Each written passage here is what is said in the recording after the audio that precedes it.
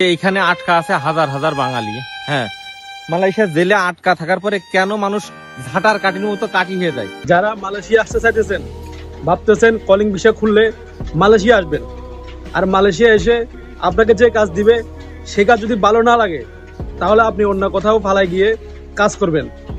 কিন্তু আপনি যখন ফালায় যাবেন তখন যদি আপনাকে ফুলসি ধরে তখন আপনাকে এমন জেলখানা ঢুকাবে যেটা আপনি কল্পনা করতে পারবেন না। এই ভাইয়ের মুখ থেকে শুনুন মালয়েশিয়ার জেলখানাটা কেমন, কতটা ভয়ঙ্কর। তাই আসার আগে 100 বার ভেবে তারপরে আসবেন আপনি প্রবাসে কাজ করতে পারবেন কি পারবেন না। কারণ প্রবাস জীবনটা অনেক কষ্টের, যেটা আমরা দেশে থাকতে বুঝি না। তারা এরকম আশায় থাকে যে কেউ না কেউ আসবে, ঠিক আছে। খাবারের টাকা দেওয়ার জন্য কোনো লিমিট নেই, ঠিক আছে। আপনি টাকা পয়সা দিতে পারবেন, দিলে ওরা একটু স্বাস্থ্য শরীর থাকবে। কিন্তু এই জায়গাটায় কিডা আসবে? কেউ আসে না। 1000 লোকের ভিতরে হয়তো বা 2 জন 3 জন আসে, ঠিক আছে। আপনি যদি টাকা পয়সা দিয়ে আসেন তাহলে সে একটু খাওয়া দাওয়া করতে পারবে, তাছাড়া